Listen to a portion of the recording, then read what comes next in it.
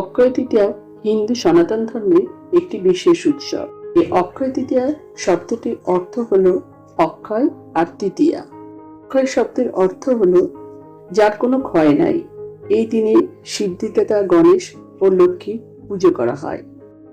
এই ভিডিওতে আমরা জেনে নেব 2026 সালে অক্ষয় তৃতীয়া কবে পড়েছে এবং তার পূর্ণাঙ্গ সময়সূচি। বন্ধুরা, তার আগে পরবর্তী ভিডিও পেতে চ্যানেলটাকে সাবস্ক্রাইব করে নেবেন আর ভিডিওটা লাইক শেয়ার করতে ভুলবেন না। আর কোনো কিছু তথ্য জানতে হলে কমেন্ট বক্স তো রইলই। 2026 সালে অক্ষয় তৃতীয়া পড়েছে ইংরেজি 20 এপ্রিল 2026 সাল, বাংলার 6 বৈশাখ 1433 সাল সোমবার। বৈশাখ মাসে তৃতীয়া তিথিতে এই অক্ষয় তৃতীয়া পালন করা হয়ে থাকে। দোকান, ব্যবসা বাণিজ্য সব জায়গায় এই অক্ষয় তৃতীয়া পালন করা হয়ে থাকে। অক্ষয় তৃতীয়ার তৃতীয়া থাকবে সকাল 10:53 পর্যন্ত।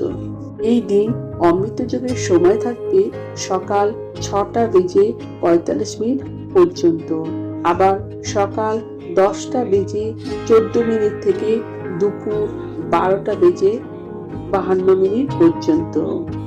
সকাল 10:52 মধ্যে স্নান, দান ও শুভ কর্ম করা যাবে।